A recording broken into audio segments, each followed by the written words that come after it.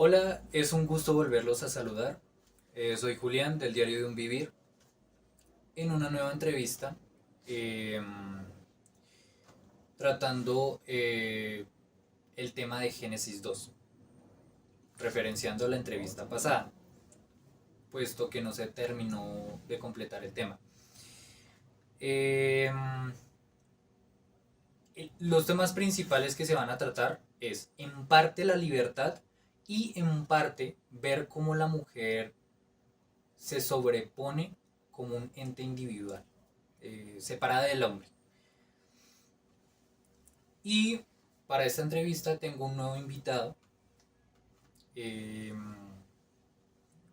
un cristiano muy estudiado y que me gustaría presentarles. Hola, mucho gusto. Mi nombre es Fabián Mejía. Soy el pastor de la Iglesia Cristiana El Almendro.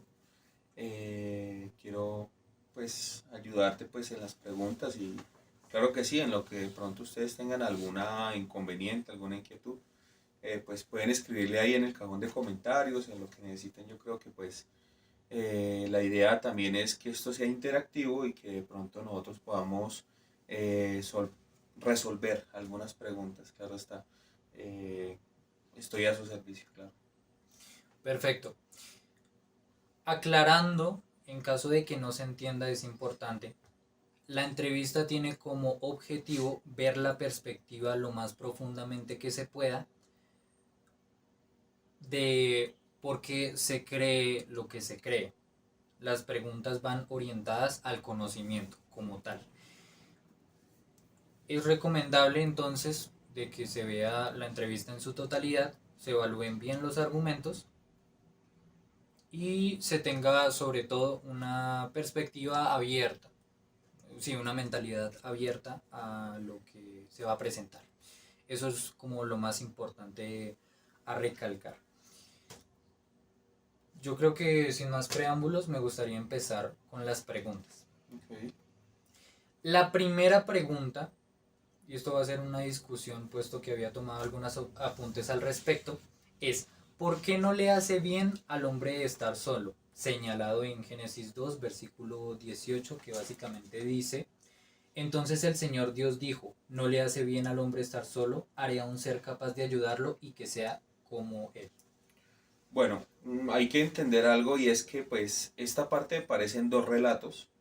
El primer relato está en Génesis capítulo 1 hasta el capítulo 2 versículo 4. O sea, todo el capítulo 1 y parte del capítulo 2 hasta el versículo 4 aparece la primera parte en donde Dios como que empieza a crear todo, ¿cierto? De la nada y después finaliza como con el ser humano, ¿cierto? Sí.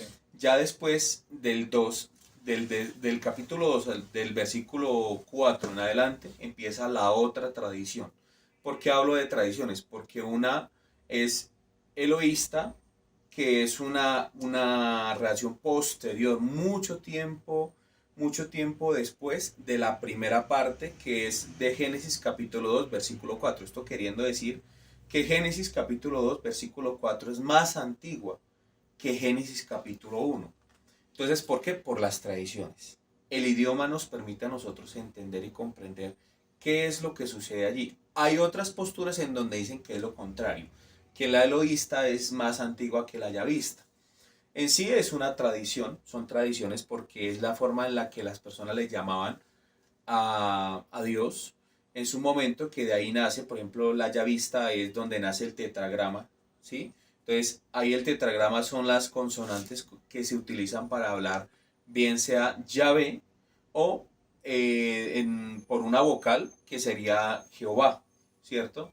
Entonces, que de hecho Jehová sería femenino y Yahvé tendría un sentido masculino en la declinación del sustantivo.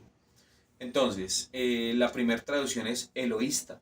Entonces, le atribuyen la creación a Dios y atribuyen la creación del hombre y la mujer. Varón y hembra los creó. Entonces, varón y hembra. Entonces, ahí cuando dice varón y hembra, aparece la palabra Adán como un complemento de lo mismo. O sea, la Biblia expresa que el hombre y la mujer son lo mismo. Ya en la tradición yavista aparece la palabra Ish que es hombre, y la palabra Isha, que es mujer, pero también igualándola con la palabra Adán, varón y hembra, o sea, varón y hembra porque son un mismo ser. Ok. No es que el hombre, o sea, por ejemplo, lo que tú me dices, el hombre no es que no pueda estar solo, el problema es que no es sano. Y por otro lado es que no hay tampoco reproducción del hombre.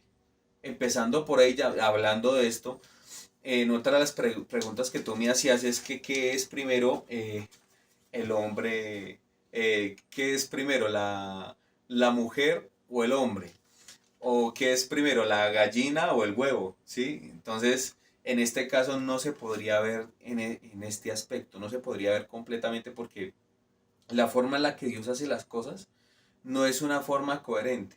Lo coherente es que si yo voto aquí, hay una ley que nos rige a nosotros, que es la ley de la gravedad, ¿cierto? Ujú. Dios rompe completamente las normas.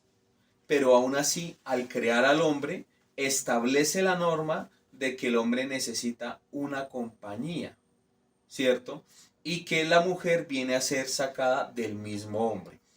Obviamente, esto, por ejemplo, para algunos grupos, por ejemplo, feministas, no les va a gustar porque ellas dicen que el hombre vive a razón de ellas.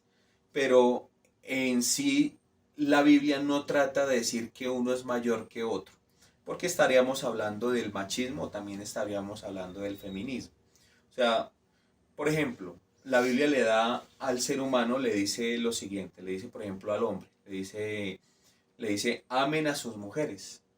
Y le dice a la mujer, sométase al hombre. Pero en ningún momento la Biblia le dice al hombre, someta a la mujer. En ningún aspecto. En ningún lugar usted encuentra la Biblia que Dios le esté diciendo a usted que tiene que someter a la mujer. Es un mandamiento dado ¿a quién? A la mujer. ¿Sí? Entonces, es un orden que él establece, pero en ningún momento está hablando del sometimiento del hombre hacia la mujer. Y ahí es donde empiezan a haber varios problemas. ¿Por qué empiezan a haber varios problemas ahí? Porque obviamente estamos hablando de una cultura patriarcal. Pero esto no quiere decir que la gente que escribió la Biblia sea la única cultura patriarcal que hubiera en ese momento. De hecho, hasta los años 50, si de pronto tú sabes un poco de eso, fue en donde empezó toda esta exposición y la liberación femenina y empezó a Sí, la liberarse, revolución sexual. ¿cierto?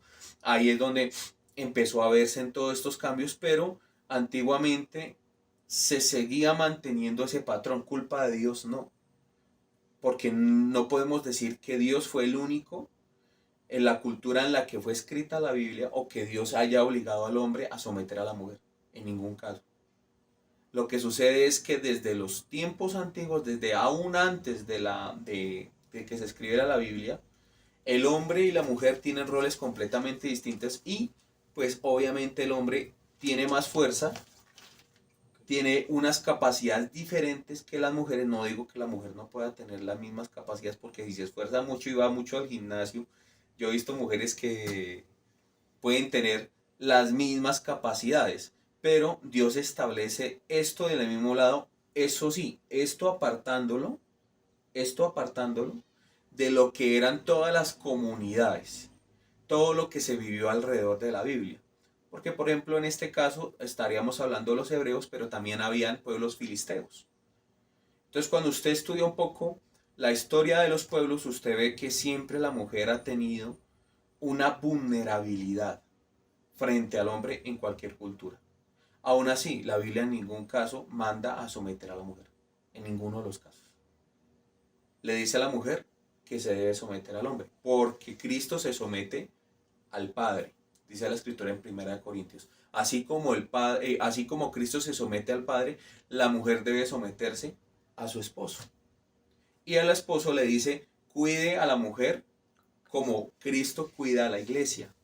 Entonces es una responsabilidad compartida, pero aún así el hombre tiene la mayordomía desde el inicio de los tiempos, pero el hombre sin la mujer no puede subsistir, no se puede autorreproducir, ¿sí?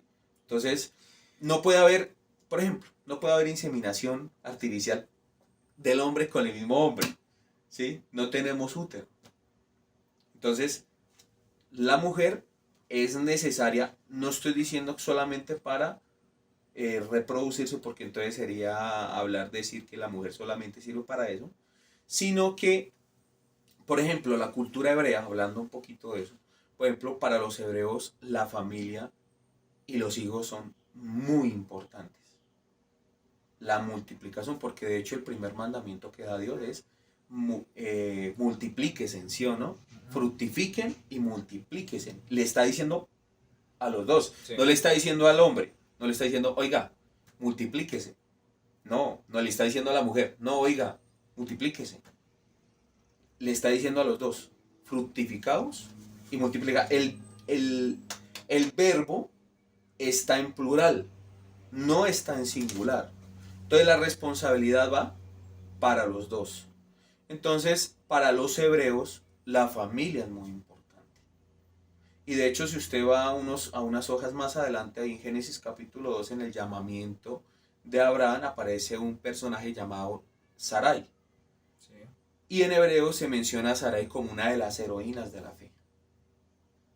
Ok. O sea, tratando de no mostrar Sí. de que la Biblia habla de que el hombre tiene que mantener el dominio sobre la mujer y mostrando la importancia de la mujer como complemento del hombre. Listo.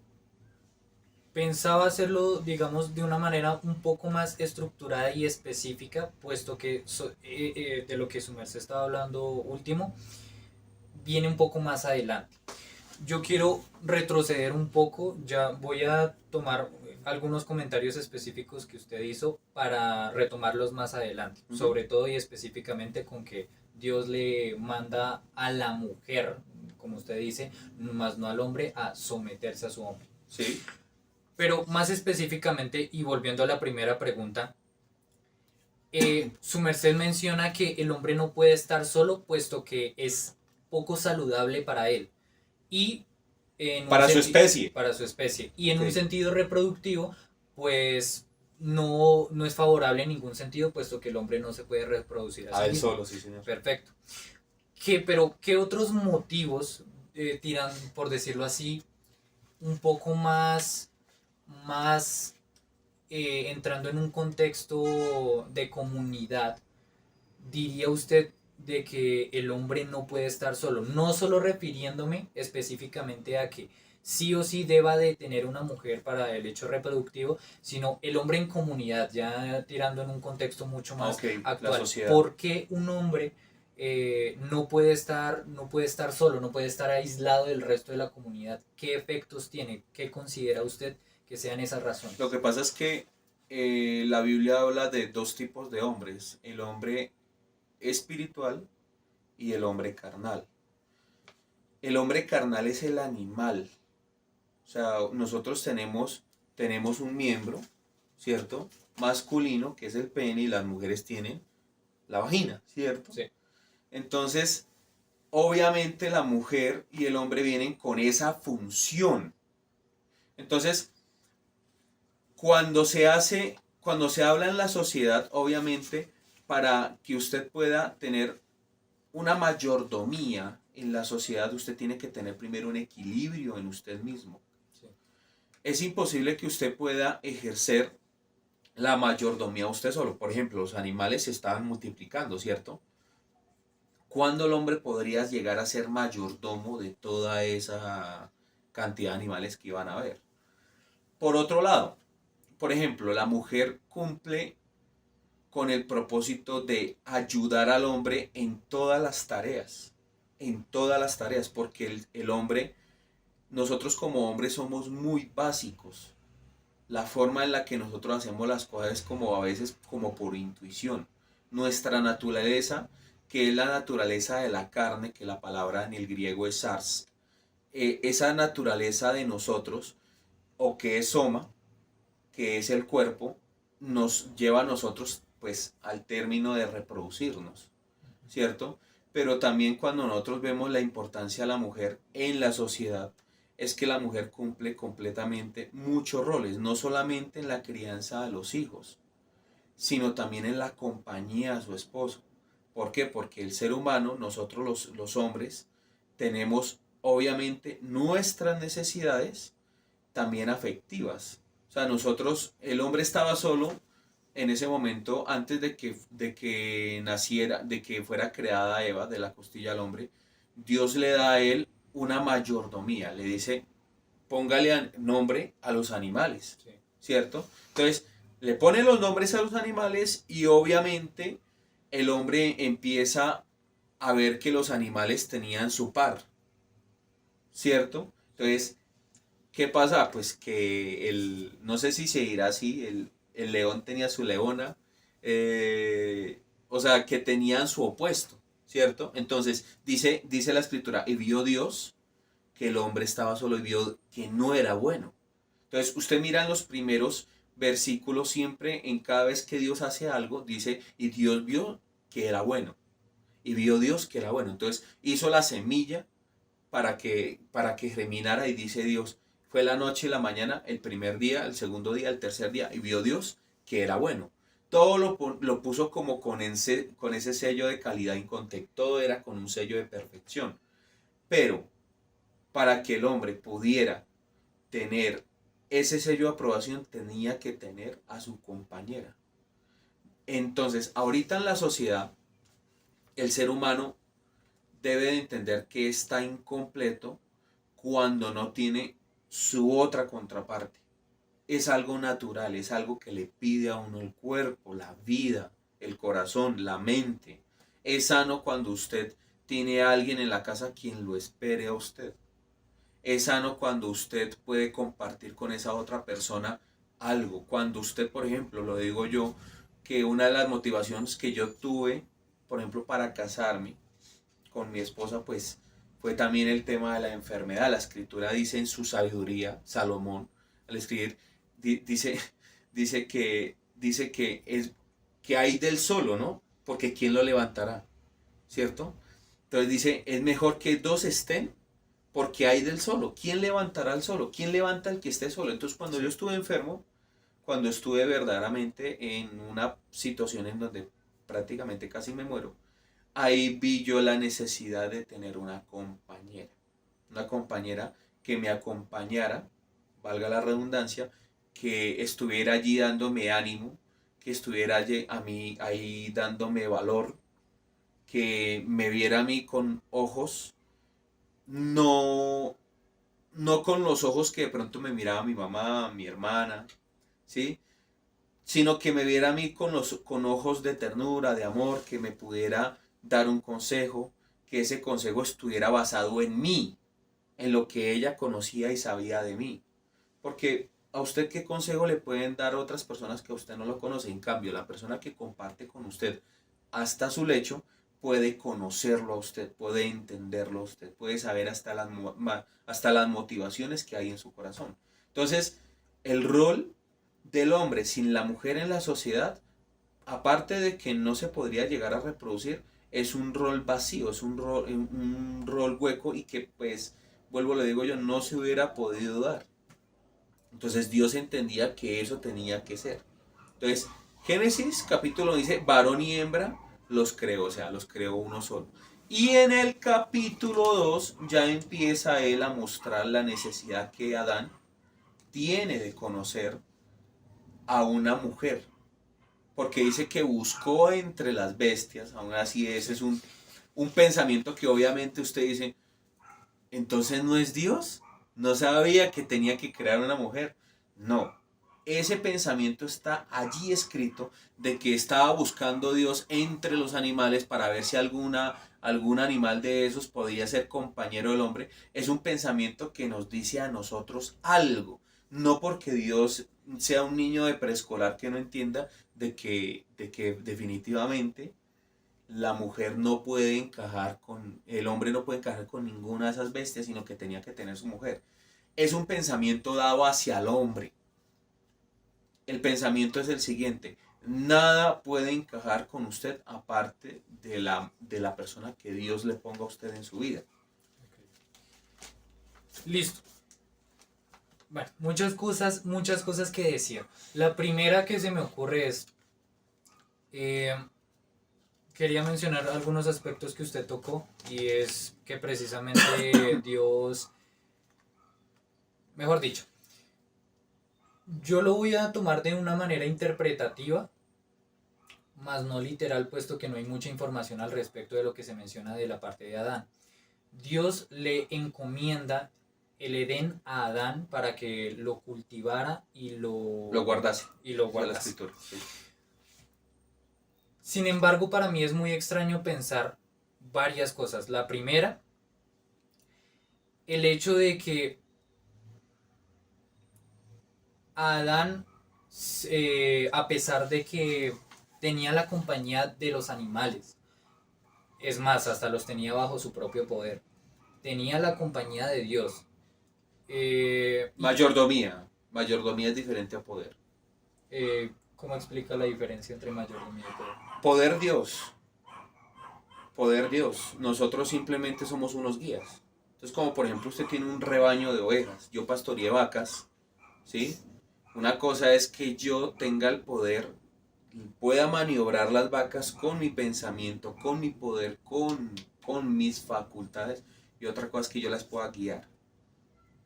Entonces, una cosa es el ser administrador y otra cosa es el que creó esos animales. No hay que confundir esos dos términos porque esos dos términos dan a entender de que el ser humano podía modificar algo del Edén y el ser humano no podía modificar nada en Edén. Ok, Podía nombrar sí, y guardar. ¿Guardar qué es? Pastorear, cuidar. listo, perfecto.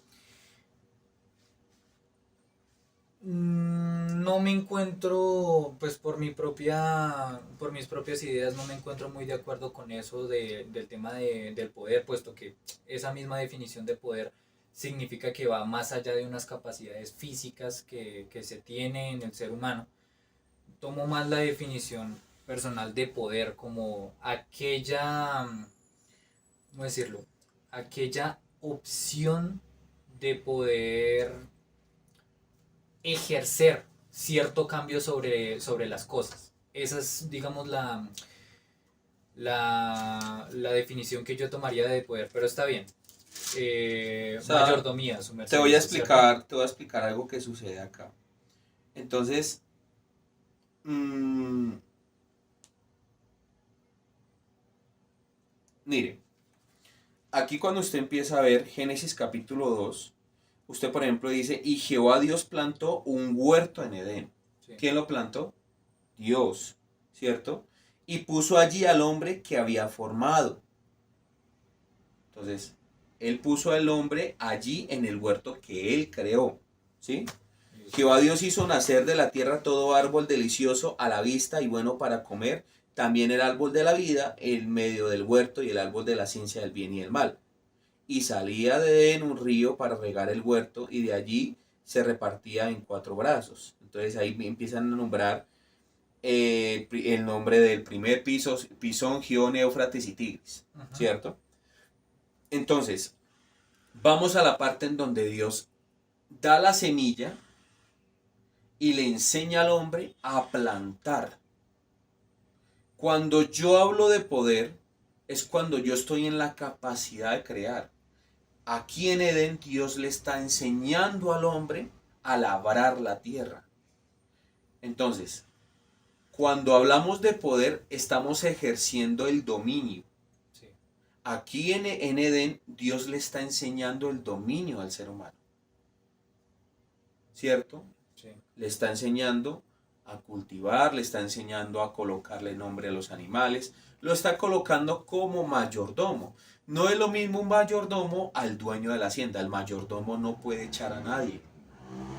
El mayordomo no puede gastarse el dinero de la hacienda.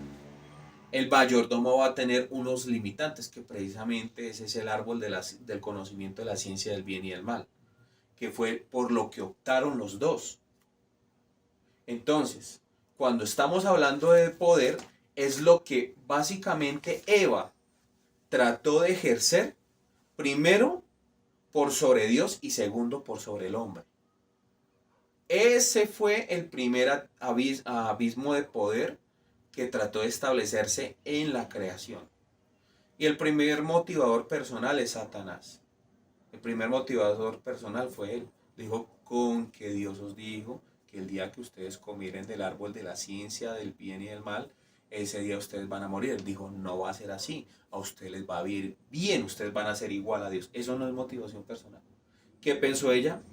El poder lo voy a obtener por ese medio. No contando con el mayordomo. Simplemente ella tomó la decisión. Producto de esa decisión, fue y le llevó a su esposo, el esposo bien tarado, en lugar de coger y negarse a eso, también probó.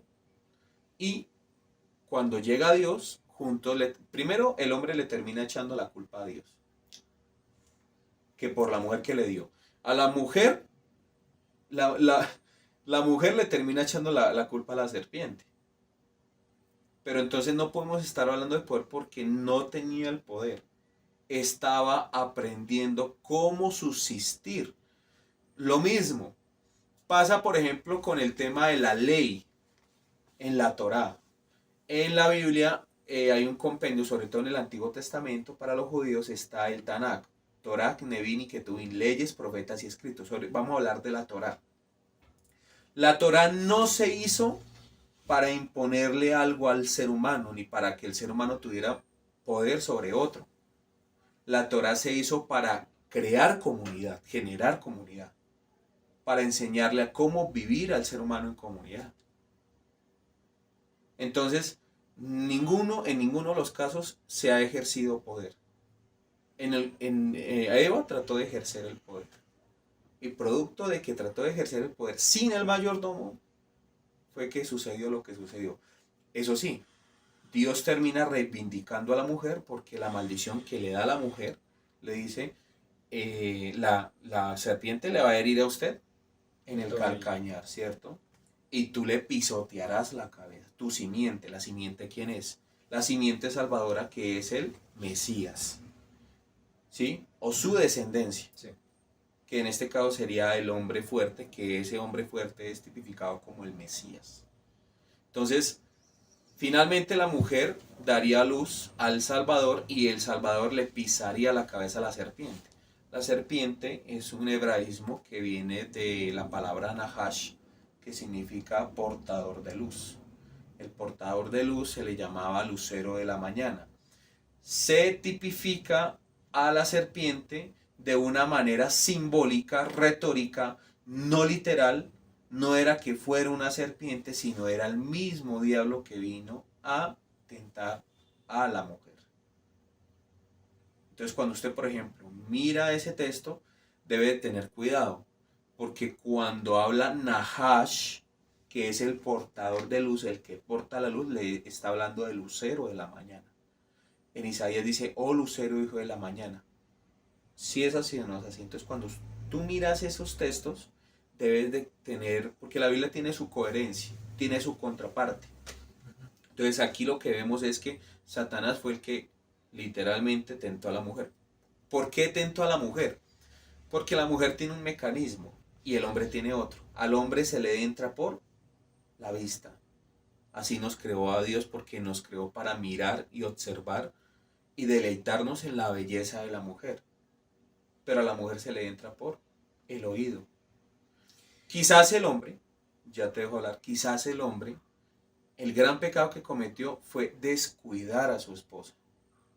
Y en ese momento entró Satanás, le llenó la cabecita y finalmente la mujer tuvo la influencia en el hombre y pues juntos cometieron el error, porque el error fue de juntos.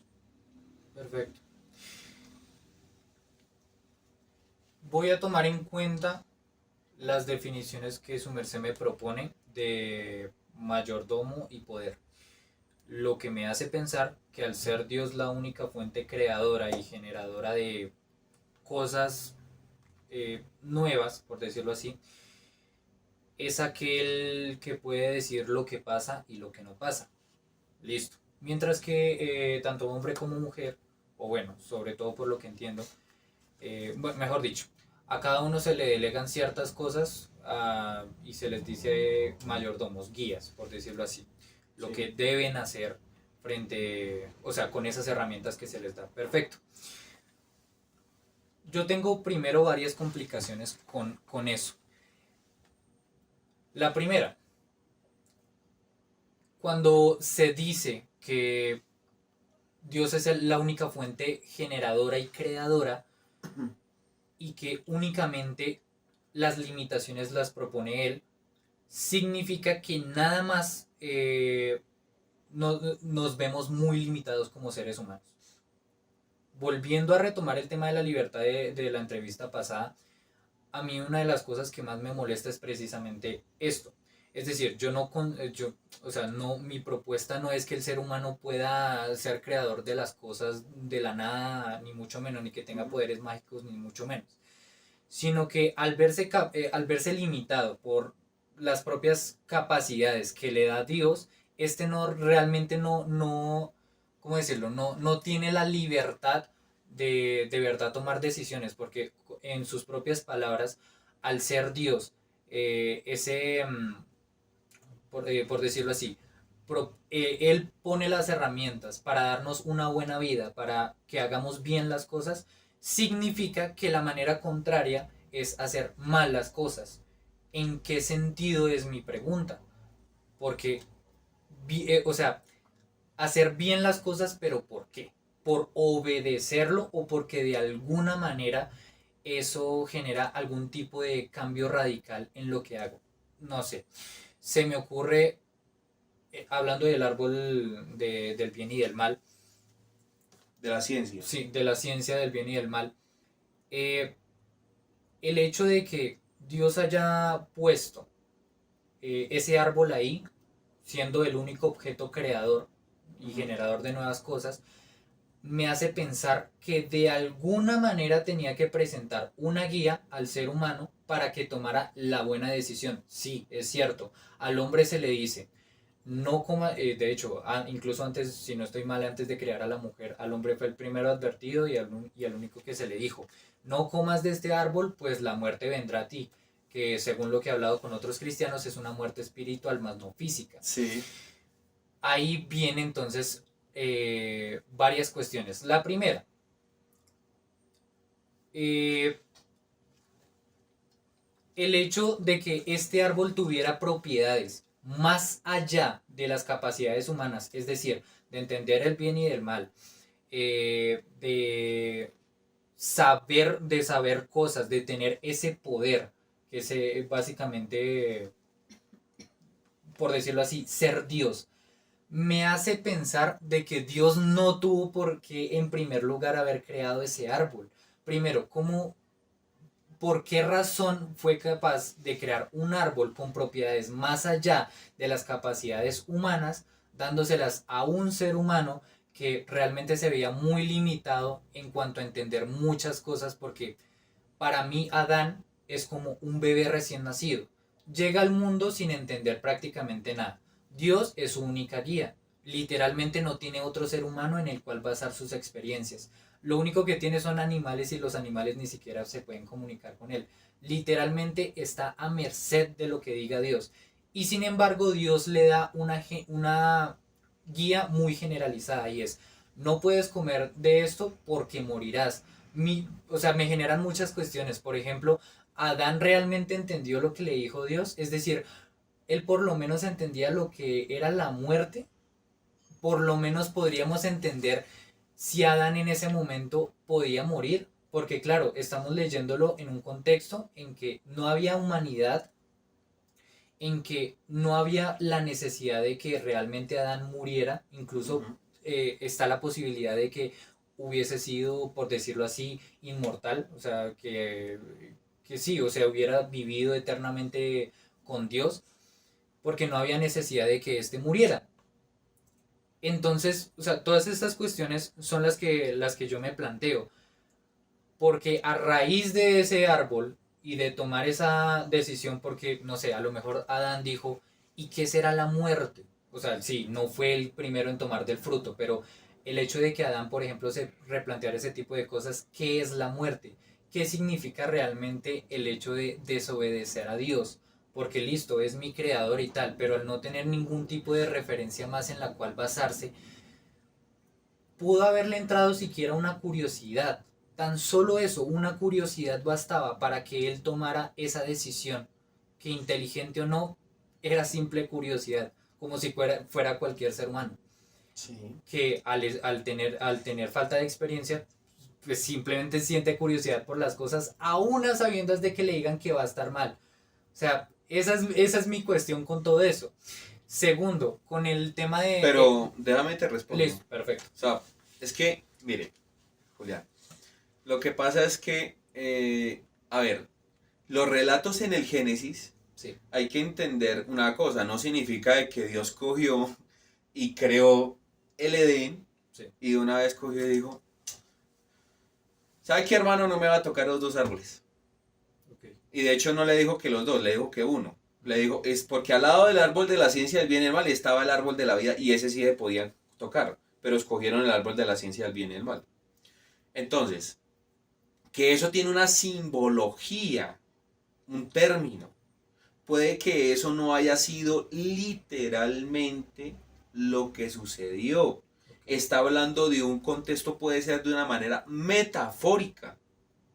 Lo que sucede en esa cuestión es que básicamente Dios tiene que plasmar en un libro inspirado por él mismo Sí, las cuestiones, pero él no va a ser detallado con todo lo que sucedió. ¿Por ok. qué no va a ser detallado? Porque primero él va a mostrar lo que debe demostrar y eso a Dios no le mueve tanto la caída del hombre. Dios por lo que se molesta es porque aún después de que el hombre ha sido caído, Sí, de que el hombre está en una naturaleza de muerte, el hombre no escoja la vida. Entonces, el árbol de la ciencia del bien y del mal es que el hombre no tiene la capacidad en muchos casos. ¿Por qué? Por su terquedad, porque es un ser cerrado, de escoger la vida en lugar de escoger el conocimiento. ok. Entonces, el conocimiento de la ciencia del bien y del mal no significa de que Dios no quería que ellos pensaran. El conocimiento de la ciencia del bien y del mal es el sí mismo, mi propio pensamiento, mi ego, mi yo. Que ese es el problema en la actualidad de la iglesia y de las personas, porque el Señor Jesús les decía, si usted quiere venir en pos de mí, niéguese a sí mismo, niéguese a sí mismo. Entonces, de hecho, el bautismo, que es la palabra bautizo en griego, que significa teñir, usted mete una prenda y sale pintada de otro color, las personas van a las iglesias, son bautizadas, pero siguen con el mismo pensamiento. Sí, Entonces, ¿por qué no sirve el pensamiento del hombre? Porque dice Dios, miren, no, ni siquiera es algo que yo pueda decir, es que solamente está en la Biblia, está en la historia del hombre. ¿Cómo podemos ser nosotros de animales, de bestias, de crear armas nucleares para matarnos entre nosotros mismos, hermano? Ve hasta dónde llega el conocimiento de la ciencia del bien y del mal. El conocimiento del ser humano es egoísta, porque va dependiendo de lo que vive, de lo que experimenta, de lo que para él es correcto, de lo que para él es justo. Y usted no puede decir que algo le es justo porque, vea, por ejemplo, a mí me encanta ver, y mi esposa lo sabe, ¿si has visto los dragones de Komodo? sí, ¿Si has visto cómo comen? sí. Cogen una cabrita y eso, un cerdo, lo que sea, y se lo engullen y todo. Entonces, a mí me gusta curiosidad, entonces yo me pongo a ver los comentarios. Entonces ahí, ay, Dios mío. Y el camarógrafo, ¿por qué no detuvo al dragón de Komodo? Mire cómo gramaba. Un dragón de Komodo, pues obviamente él tiene que destrozar la comida para que, ¿sí? Sí, Entonces cogió un mico y le rompió la columna. Ay, no, vea, terrible todo este tipo de cosas. No, es que ese animal debería morir. Es una especie, claro. ¿cierto? Sí, Entonces, mira, es la naturaleza. Entonces, por más escandaloso que a usted le parezca, eso no quiere decir que su pensamiento es el correcto. Las cosas tienen un orden y un porqué. Entonces, las iglesias le dicen a las personas que si tienen una enfermedad, que si tienen algún padecimiento, es que están en pecado. Es que si usted le está yendo mal en la vida, es que está haciendo algo mal. Es que si esto no le va bien es porque usted no diezma y ofrenda. No, Dios le enseña a usted que eso no es así. Cuando usted lee Lamentaciones 3:27 le dice, bueno le es al hombre desde joven llevar el yugo desde su juventud. Tener problemas, que sufra y que calle su boca y la ponga en el suelo, porque es Dios que se lo impuso. Dice, porque Dios no aflige voluntariamente a los hijos de los hombres, sino lo hace con un propósito. Entonces, claro, cuando nosotros vemos el relato de Edén, dice, oiga, pero si, pues, ¿para qué coloca ese árbol ahí? ¿Sí? O sea, no, Dios sí de verdad se inventa unos chistes tan malos. No, lo que pasa es que es el mismo discurso que Dios pone desde el inicio de la humanidad. Y Dios le da la libertad al ser humano. El ser humano aún tiene su libre albedrío. Okay. Dios le dice al ser humano, he aquí, delante de ti pongo la vida y la muerte, la bendición y la maldición, el árbol de la vida y el árbol de la ciencia del bien y el mal. Tú escoge. La responsabilidad completamente es del ser humano. Obviamente Dios les enseñó, les dijo las consecuencias de desobedecerle. La palabra pecado es un hebraísmo que significa apartar o errar en el blanco. Asimismo, como existe la palabra pecado, existe el antónimo, que es la palabra arrepentimiento, que significa volver al blanco. ¿Cierto? Sí. Entonces, cuando Dios crea al ser humano, le enseña que el pecado es apartarse de él. Le voy a poner un ejemplo. David, el dulce cantor de Israel, el hombre amado por los hebreos. El hombre era un hombre muy amado por los hebreos, el hombre ganó batallas, derribó gigantes, hizo cualquier cantidad de cosas, ¿cierto? Sí. Dice la escritura que en los tiempos en que los reyes iban a la guerra, el rey David se quedó durmiendo. Miró por su palacio, dijo, no, ¿para qué tengo que ir a la guerra? Yo no voy a ir a la guerra. Yo tengo generales, tengo mis valientes 300. ¿Para qué? Entonces, pues obviamente cuando los hombres se van a la guerra, las mujeres pueden salir a las terrazas a bañarse. ¿Cómo se baña una mujer? Ni modo que con ropa, pues desnuda.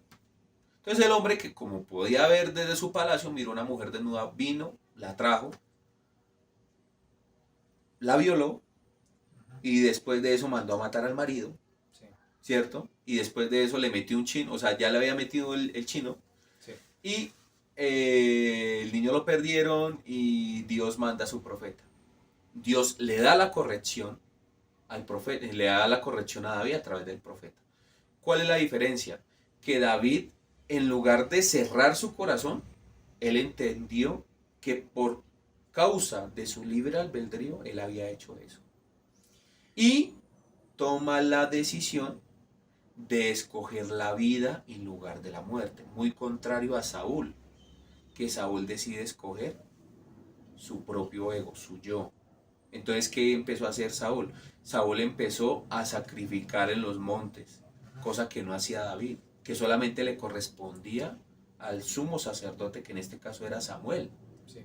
Entonces, cuando el ser humano ve que algo no va conforme a su criterio, conforme a su orden, de una vez se escandaliza, se vomita dentro de él mismo. Es como el puerco cuando vuelve a su vómito. ¿Por qué? Porque no entiende ni siquiera qué es lo que está haciendo, como el puerco tampoco sabe que se está comiendo el propio vómito. Cree que es comida. No entendemos que la ciencia y la sabiduría no le corresponden al hombre. Aún así, Dios de manera pedagógica empezó a enseñarles eso a los hijos de Israel. Y gracias a eso es que usted tiene 614 códigos, usted tiene gran parte del Antiguo Testamento y tiene la sabiduría de Salomón. Okay. Usted tiene sabiduría, pero es porque Dios decide impartirla. Pero el árbol de la ciencia del bien y del mal está puesto para que el ser humano lo escoja. Hace parte del libre albedrío. Le dijo también, está el árbol de la vida. Podía comer, del único que le prohibió fue del árbol de la ciencia del bien y del mal. Listo. Una cosita en cuanto a eso. Las razones más sencillas por las cuales uno escoge la muerte, en este caso la muerte espiritual, apartarse de Dios, es mucho más simple. La naturaleza humana, y creo que esto Dios debió haber tenido en cuenta, es precisamente la del ego, como su merced decía, la de desobedecer. Precisamente uno de los aspectos más importantes, humanamente hablando, es precisamente la pluriculturalidad, por decirlo de algún modo. El hecho de tener que, lo voy a poner con ejemplos simples, el hecho de tener que someterme a ciertas reglas, para mí va en contra de mi libertad. ¿En qué sentido? En que sí, es cierto, esas reglas están propuestas y esas reglas puede que de alguna manera me favorezcan a mí para cierta cosa. Perfecto. Resulta que no en todos los contextos, y mientras más avanza la historia eso es evidente, esa regla es igualmente válida, puesto que tanto por razones sociales como por razones económicas y otro tipo de razones más, esas reglas en su propio contexto funcionaron, pero tarde o temprano van a dejar de hacerlo. Por ejemplo, llevándolo a un contexto musical, que es lo que yo estudio. El hecho de hacer siempre la misma música y siempre seguir las mismas normas hace que una de dos, o las personas oyentes en ese caso, los pocos, me refiero antiguamente hablando porque eran muy pocos los que podían gozar de los grandes conciertos y demás, se aburrían, eso por un lado. Por el otro, se limitaba mucho la capacidad de otro tipo de intérpretes que intentaban expresar otro tipo de artes a través de la música, y estos de alguna manera se sentían excluidos, puesto que por un lado nadie proponía escucharlos, puesto que el poder como tal quería favorecer a esos grandes músicos, a esas grandes reglas, mientras que al resto los relegaba. O sea, quedaban más como inspírese usted solo en sus propias cosas.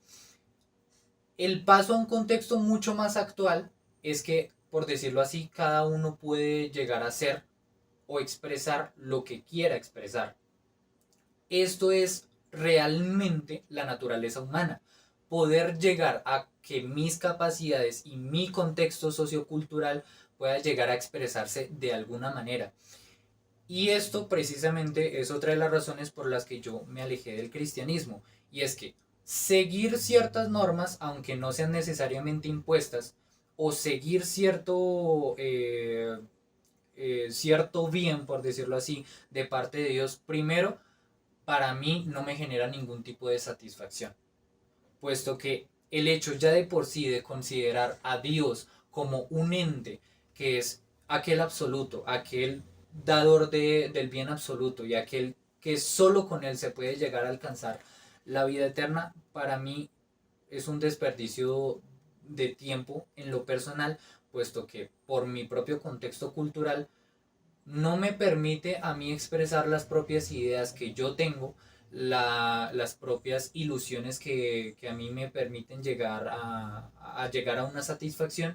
Y por el lado, por decirlo así, político y de reglas, sí es cierto, hay, y obviamente ese es el riesgo, el hecho por decirlo así, que el humano tome la libertad de expresarse, de hacer sus propias reglas, de tomar por sí mismo su propio comportamiento, hace que de alguna manera unos, no muchos, diría yo, se salgan de esas mismas reglas y hagan atrocidades como la que usted mencionaba de David y otras tantas que se mencionan actualmente. Solo hay que escuchar noticias. Ese es un riesgo, y un riesgo muy claro. Eso sí, no se lo voy a negar porque eso es cierto. O sea, cuando se permite una libertad así, no por imposición, sino por medios expresivos humanos y de varios humanos al mismo tiempo, se puede llegar a cometer el error de no hay justicia, no hay ética realmente, no hay una moral absoluta. Ese es el riesgo. Y el riesgo recae también en que muchas personas puedan tomar a veces esas ambigüedades o incluso puedan saltarse sus propias normas para hacer las atrocidades del ciclo. ¿Qué digo yo ante esto? Aunque personalmente ese riesgo da miedo, claro que sí, a mí personalmente me da miedo, prefiero conservar esa libertad que me permite a mí tener responsabilidad sobre mí mismo, reflexionar sobre las acciones que yo mismo cometo y lo que yo mismo hago, aún independientemente de que esté en lo correcto o no esté en lo correcto, para que así, aunque no exista justicia, aunque no exista moral ni una ética absoluta humana, me refiero, digamos, dado que sí exista Dios y Él solamente sea el absoluto, prefiero equivocarme en ese sentido, cometer mis errores y tratar de justificar mis actos, cambiando por mí mismo con mi propia responsabilidad, que seguir un estándar que se va a conservar por siempre, del cual no me voy a sentir satisfecho y del que aún así, por más absoluto que sea, no favorece, por la misma diversidad que hay en el mundo, no favorece a todos los contextos, puesto que ya todo es muy diferente. O sea, una cosa es hablar de la historia occidental y de la historia oriental, porque como su merced lo menciona, hay que ver el contexto bíblico y es perfectamente cierto, pero es que hay que entender también el contexto cultural de lo que vivimos hoy en día. Podemos hablar Sí. como colombianos de nuestro contexto colombiano, pero también nos es difícil entender Es cómo que, viven. mira, ¿sabes qué es lo que sucede? Que es el mismo. Es el mismo de Sodoma y Gomorra. Es que es el mismo. Es que el contexto no ha cambiado. Bueno, es que el problema aquí es que tú crees que el contexto ha cambiado y la cultura ha cambiado. No. De hecho, cuando tú miras el libro del Génesis, sobre todo en los capítulos del 12, bueno, del 6 en adelante, usted Sí. empieza a ver el desarrollo de la maldad de los seres humanos. No había normas. O sea, si tú crees que las normas, después viene pues el diluvio, ¿cierto? Después, bueno, no, después sigue el diluvio. Después del diluvio viene Babel, que es donde yo te digo lo de la expresión completa de la maldad del ser humano tratando de igualarse a Dios. Y después de Noé y de Babel, viene un hombre en Génesis capítulo 12 llamado Abraham, llamado de Ur de los Caldeos. Pero hasta ahí todavía no hay ley. Okay. No hay ley, ¿cierto? Después de él viene Isaac, después de él viene Jacob, ¿cierto? Después de él vienen las 12 tribus de Israel, hasta que finalmente viene Moisés y a él se le da la ley mosaica.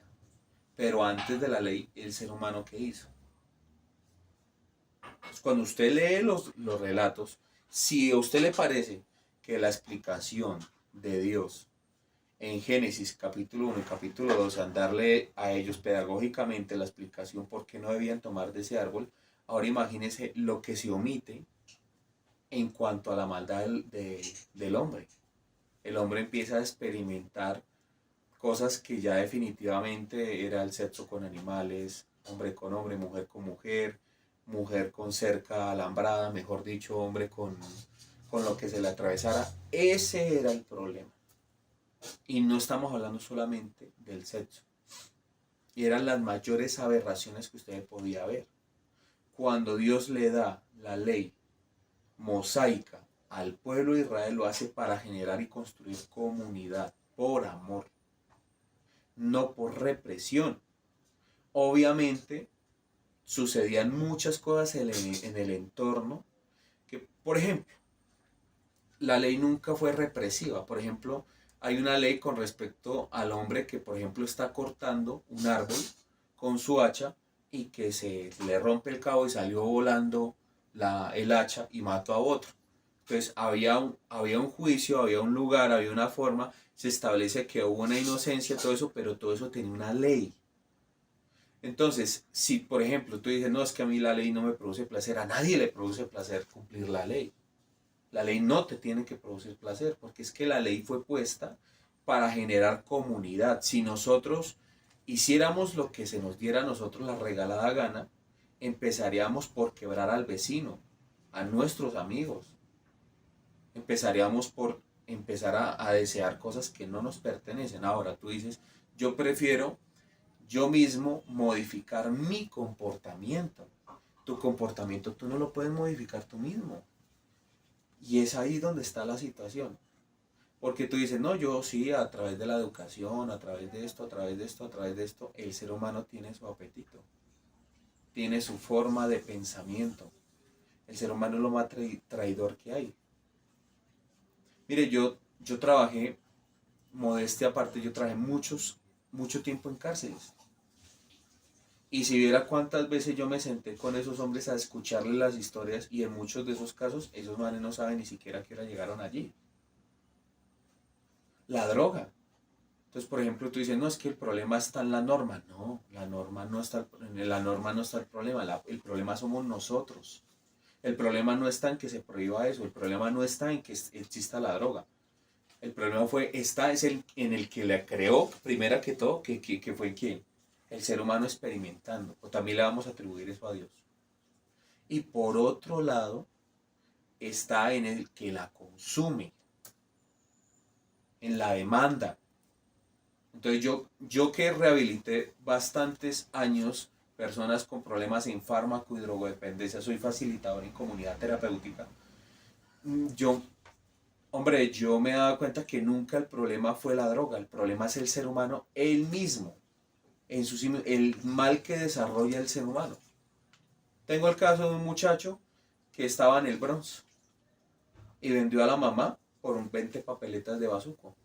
La mamá, una mujer bonita, el hombre cogió y pues, sencillamente llegaron los Saiyajines, le dijeron, venga, ¿cuánto por su mamá? Le vamos a dar 20 papeletas. Y el man cogió y dijo, hágale de una.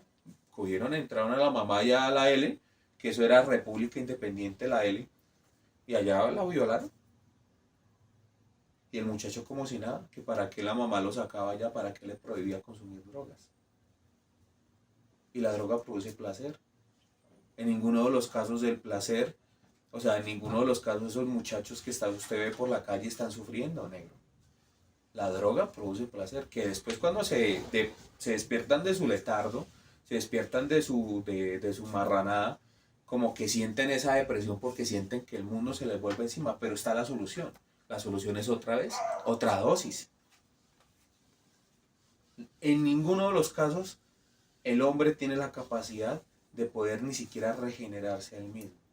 Dios, a través de personas que atraviesan su camino, a través aún de la misma normativa que se ha impuesto, aún a través de muchas cosas que coloca en su entorno, Él es trabajando en el corazón del ser humano, porque Él no es un vago, Él sigue trabajando hasta el sol de hoy. Okay. Yo quiero mencionar dos puntos específicos para pasar ahora sí el tema de la mujer.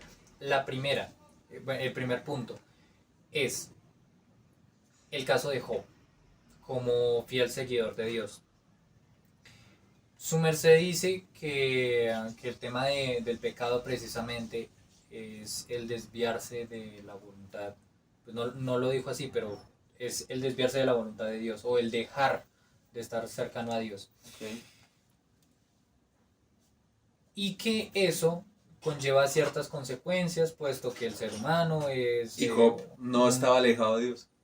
Exactamente. O sea, básicamente el ejemplo es ese. ¿Cómo es posible que en el caso de Job, que precisamente no estaba alejado de Dios, Dios reta al diablo, o bueno, a Satanás, para que lo tiente y pues por las mismas causas de sufrimiento, llega un punto en que Job simplemente ya no resiste más y llega, no recuerdo muy bien, porque eso lo leí hace ya bastante tiempo, no recuerdo si o maldice a Dios o simplemente empieza a preguntarle a Dios que por qué. No lo maldice.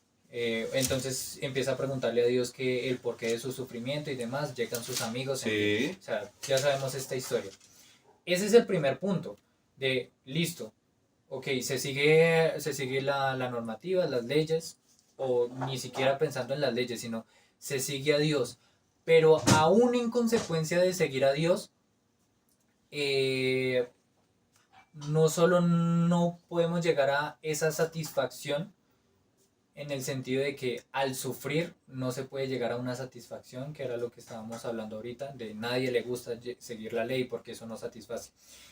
Eso por un lado, el sufrimiento es causante de la insatisfacción muchas veces, y por el otro, que aún los fieles tienen que entrar en la consecuencia de sufrir muchas veces injusticias, sufrir barbaridades que justamente, o sea, la idea de pensar en Dios, o sea, cuando uno piensa en Dios uno se siente de alguna manera protegido, seguro, por Debe decirlo ser. así. Sí, o sea, así es por lo menos el ideal.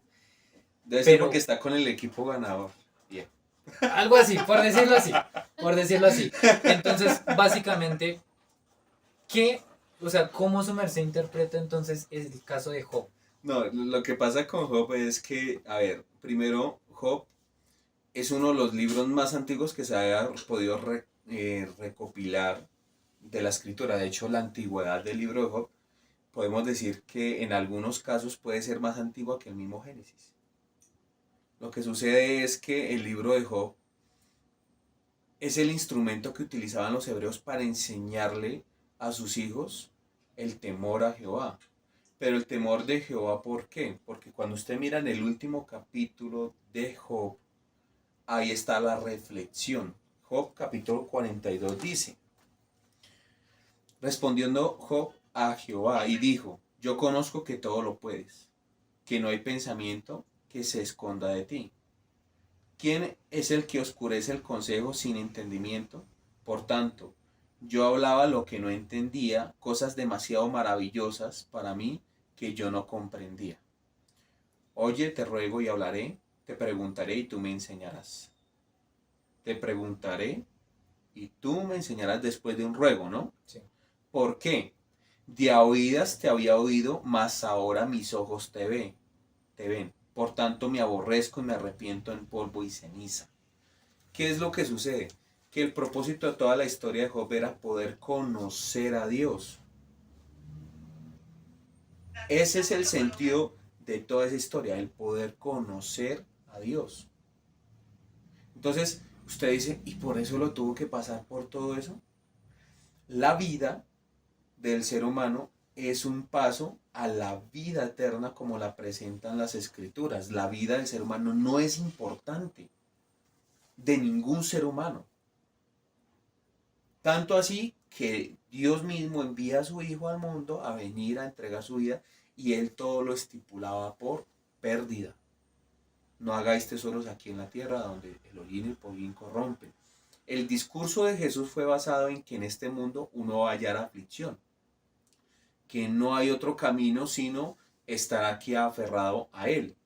Entonces, es el orden de las cosas. Yo no puedo responderte esto como Dios, te puedo responder como ser humano.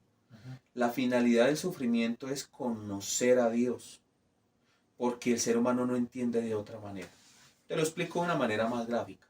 Los hijos de Israel estaban bien, reinaban, pero se olvidaban de Jehová y empezaban a levantar altares, dioses paganos. Entonces, ¿qué hacía Dios? Permitía la guerra. Venía la guerra y se acordaban otra vez de Dios y Dios los libraba. Cuando están cautivos en Egipto, Dios estaba callado allá, el nuevo faraón los oprimía y Dios escoge a Moisés y dice, me ha acordado de la promesa que le hice a mi siervo Abraham y he escuchado el clamor del pueblo de Israel. Él es Dios. No estamos hablando de un pintado en la pared, no estamos hablando de un meñeque, ni de un pendejo, no estamos hablando de alguien que usted pueda coger y hablar porque sí, es Dios, si no, no fuera Dios. Sí. Entonces, el pensamiento irrespetuoso, que es lo que de pronto estábamos hablando ahorita, es que las personas le dicen Señor, pero pues finalmente no lo obedecen, ni conocen a su Señor, Sí. ¿cierto? Entonces, cuando Dios permite muchas veces la enfermedad, el sufrimiento, cosas difíciles en la vida del ser humano, hay un propósito que es conocerle a Él. Usted dice, eso es muy duro para nosotros los seres humanos porque el sufrimiento lleva sus consecuencias, lleva eso, pero finalmente si tú te pones a pensar en la eternidad, a menos de que tú creas que vas a ser polvo y ya, ahí acabó el cuento, pues hombre, lo que va a suceder es que vas a ser eterno, porque tu alma es eterna. Nosotros lo que tenemos aquí es un caparazón. Tu intelecto, tus ideas son eternas, el pensamiento, el alma. Es por lo que finalmente vino el Señor Jesús, no por el cuerpo. Si Él viniera por el cuerpo y por tu satisfacción, entonces no hubiera tenido sentido que enviara a su Hijo. Entonces, hay una vida eterna. Aún así, te voy a responder lo que yo un día le respondí a una teoría. Tú dices que no existe Dios. Yo digo, sí existe. En cualquiera de los dos casos yo gano. Y te lo voy a decir por qué. Creo que ya sé para dónde Entonces, va. claro, yo voy a ganar siempre. ¿Por qué? Porque primero, si Dios existe, yo estoy enseñando, estoy tratando de vivir mi vida para Él. Si no existe, de igual manera, traté de hacer las cosas bien y tuvo una finalidad mi vida con propósito, así de pronto no le parezcan a muchas personas. Okay. Ahora, ¿qué pasa con el problema del ateo? Y si existe Dios, ¿qué sucederá? Pues que no vivirá con él. ¿Que no vivirá con él? ¿Qué dice la escritura? Entonces, vuelvo te digo yo, cuando tú tratas de entender a Dios con tu propio intelecto, razón, pensamiento, ahí es donde vas a chocar con Él. A Dios no se le puede hallar científicamente, aún así el ser humano es maravilloso. Es imposible que nosotros no fuéramos hechos por manos de un diseñador. Todo lo que usted ve está equilibrado, perfectamente coordinado. Eso dice la ciencia. Aparte que no han podido descubrir qué hace que los anillos que generan el átomo sean finalmente los que generan la luz y generan la masa. Entonces, vuelvo te digo yo, somos perfectos, todo es perfecto. Y aún así, hasta las mismas creaciones de lo que puede llegar a ser el ser humano, un celular, una cámara, lo que usted pueda ver, la inteligencia artificial, todas esas cosas, no es sabiduría del hombre. Es algo que Dios puso en el ser humano, porque Dios nos hizo diferentes a los animales. Claro, tenemos cuerpo animal porque tenemos nuestras necesidades. Comemos, tenemos relaciones con nuestro sexo opuesto, ¿cierto? Pero nosotros somos ideados de una manera muy inteligente, muy inteligente. No creo que vengamos del chango, no creo que vengamos de evolución porque no hay evolución, hermano. Si usted me dice que un chinito allá en Corea, que tiene el poder para coger y acabar con medio mundo, hermano, a eso le podemos llamar evolución, que haya creado todo ese poco de armas nucleares. O de que que sea constante de que en cualquier momento todo el mundo se desaparezca por las mismas invenciones del ser humano. Si a eso le podemos llamar evolución, perdóneme hermano, pero sí me hago entender. O sea, si usted mira en la actualidad, negro, el padre y la madre son tenidos por animales. Los jóvenes de ahora, la generación de ahora, no entienden de principio. Yo tengo 36 años.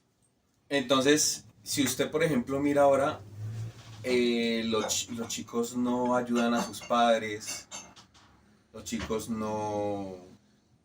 Estamos en una generación muy difícil, hermano. Okay. La generación que no voltea a mirar sino solamente una pantalla. La generación que no le gusta trabajar. La generación de los influencers. La generación de las personas que unos pocos generan una bulla a todo el mundo para mantener y sostener sus ideas. Pero las ideas no van nada que ver con el tema de hacerlo correcto, sino solamente con temas de hacerlo incorrecto. Okay. Entonces, para que entendamos esto, para mí no hay evolución. Si hubiera evolución, estaríamos hablando que los principios deberían ser otros. La ética y la moral deberían, ¿qué? Crecer. No deberíamos hablar en este momento ni siquiera de que existen bombas nucleares. No deberíamos estar hablando ahorita de tantas cosas que crea el hombre hasta una enfermedad llamada COVID-19. Ok. Bueno, quiero cerrar este punto y simplemente haré unos comentarios al respecto. Por temas de tiempo y porque ya realmente discutimos bastante con esto, de esto me refiero. eh, en otra ocasión seguiremos hablando al respecto y sobre todo del tema de la evolución. Solo diré dos cosas. La primera es que el concepto que su merced toma de evolución lo está tomando de una manera errada, puesto que la evolución, científicamente hablando, no toma en cuenta ni la moral ni la ética, sino simplemente el avance. Y no solo avance en términos de, por decirlo así, humanidad, sino literalmente avance en términos de que algo cambia. Es decir, tomémoslo filosóficamente. Algo que cambia o algo que se transforma es simplemente eso. O sea, algo que de alguna manera algo nuevo se le añade o algo retrocede, algo está pasando. Simplemente es eso. O sea, básicamente el concepto de evolución viene de eso. Entonces, asociarlo a una moral y una ética es extraño en el sentido de que nada tiene que ver. O sea, tanto si lo quiere tomar desde los principios donde listo, venimos del mono y tal. O sea, Una volviendo, teoría de Charles Darwin. sí, Teoría. volvemos entonces a lo que estábamos hablando desde un inicio, al menos la idea de que yo estaba defendiendo, y es que humanamente podríamos decir que no hay forma de justificar de que exista una justicia como tal, una moral o una ética exacta, precisamente porque el concepto de evolución simplemente significa un avance filosófico, por decirlo de alguna manera. Cambian los símbolos, cambian los contextos, pero solo es eso, cambian las cosas. Pero hijo, mira, yo te voy a decir una cosa. Es que lo que pasa es que la ciencia, te lo digo yo porque yo también no creía en Dios, la ciencia avala las cosas a conveniencia. Que no me conviene a mí. O sea, obviamente hay personas que están dedicadas científicamente a estudiar las cosas y yo respeto ese trabajo que ellos hacen, ¿cierto? Pero por ejemplo, el avance, se supone que si usted crea algo para el uso de la humanidad, ese algo tiene que llevarlo a usted a mejorar, ¿cierto? Entonces, ¿qué hace la ciencia? Dice, pero nosotros decimos que este avance nomás es esto, pero no nos metemos con la moralidad. Porque la moralidad es como el ser humano va a utilizar nuestro invento.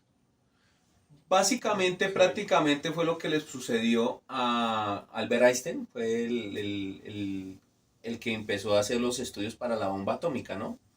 Ah, sí. Entonces, claro, entonces póngale cuidado, algo que se veía noble en cierta forma, que traería de pronto mucha evolución, porque sí la trajo, en muchos aspectos, el hombre apartó el invento de la moralidad, pero aún así la moralidad del hombre es tan baja, tan mala, tan decadente, que dijo, esto me va a servir para someter a los otros pueblos. ¿Qué hizo Estados Unidos? Estados Unidos soltó una bomba nuclear para eliminar casi a media nación. Entonces, claro, yo entiendo muy bien lo que es la ciencia. Los que no entienden qué es la ciencia son los mismos científicos. ¿Por qué? Porque si usted cree, a ver, antiguamente para que usted se pudiera comunicar con un ser querido, ¿qué tenía que hacer? Lo más sofisticado eran los... ¿Los qué? Eso eran los... Como bueno, los telegramas, antes del telegrama, ¿cómo se llamaba? Los códigos Morse, ¿cierto? Después vinieron ya los telegramas, después las cartas. Ahora tenemos un celular. El celular, que es un invento, que fue puesto como evolución para que usted tuviera, digamos, a sus seres queridos más cerca, ha cumplido con esa función. Entonces, ahí es donde está la cuestión. Cuando usted mira una casa en la actualidad, ya no hay familia. Usted puede llamar a una tía en diciembre, pero usted está en un diciembre y el chino está por allá con su celular. A eso le llamo yo evolución. Ok. Obviamente, la ciencia no va a estar de acuerdo con lo que yo le voy a decir, le estoy diciendo a usted a continuación, porque dice, no, es que no es problema de nosotros cómo utilicen nuestros inventos, porque la evolución es que evolucionen las cosas, pero allá ver al ser humano. Pero ¿qué hizo Albert Einstein? Albert Einstein propuso algo y de ese algo, mire lo que sucedió. Y mire en dónde estamos. Bueno, concluyo, concluyo esa parte simplemente diciendo un comentario. Tampoco quiero que se pase al otro lado del comentario de que yo hice, porque yo solo me refería al concepto de evolución como avance. La ciencia tampoco es tan indiferente con la moralidad y el contexto Ok. que estudia, puesto que, solo por citar un pequeño ejemplo muy mínimo, muchas investigaciones precisamente en humanos no se hacen precisamente porque, bajo el contexto cultural, es inmoral experimentar sobre los mismos humanos, y por eso se tiende a usar, por ejemplo, ratones de laboratorio, animales, en fin, etcétera. Simplemente quiero cerrar, o sea, habrá un momento en que en otra entrevista hablemos un poco Mira, más profundamente de eso. gracias.